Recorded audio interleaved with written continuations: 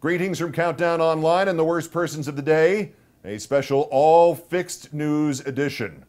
The bronze in a tie between the vice president of the, quote, news organization, unquote, Bill Shine, and former Pennsylvania Governor Ed Rendell.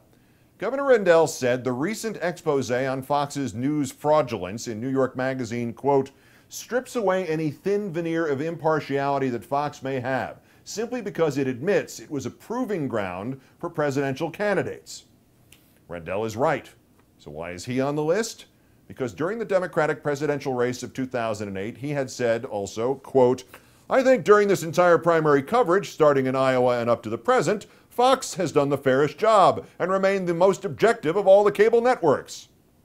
That was crap then, and it's crap now.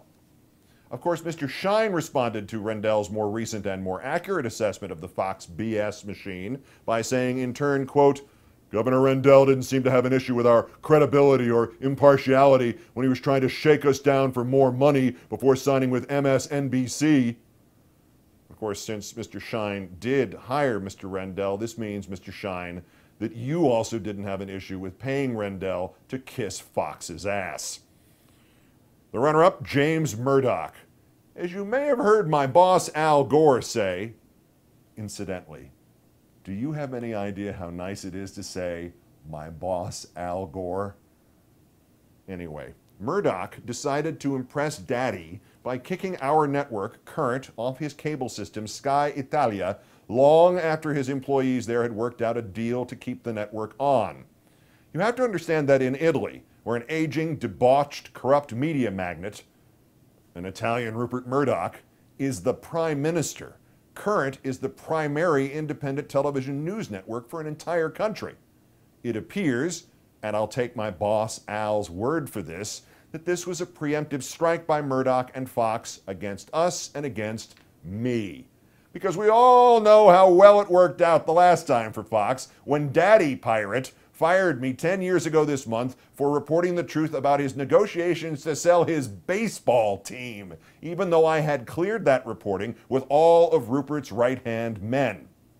Right, Jimmy Murdoch, that's how to impress Dad. Repeat his dumbest mistake and remind his greatest American foe to keep reminding everybody that the threats that Murdochs and Fox are to freedom of speech in Italy, in the United Kingdom, in Australia, in this country, and how Fox has become the enemy of American democracy. But the winner.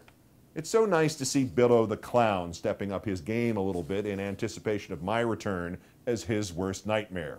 The Frank Burns of news went on the air the other night and cited a poll about the credibility of news people that had been conducted by Suffolk University. Quoting, by the way, according to the same poll, I, your humble correspondent, am the most trusted political TV guy in the country. By far. CNN's Anderson Cooper is second. There's always a caveat to these things, and Billy always leaves it out. The real winner for most trusted political TV guy in the country, it wasn't O'Reilly, it was, I don't know, with 21%. So O'Reilly was the runner-up then. The runner-up was none, with 15%. O'Reilly was third at 9%. I don't know or none, 36%. O'Reilly, 1/4 of that. I, your humble correspondent, am the most trusted political TV in the country. As Winston Churchill once said of his successor Clement Attlee, he is a humble man who has much to be humble about. Bill O'Reilly, today's worst person of the day. See you on Current on June 20th.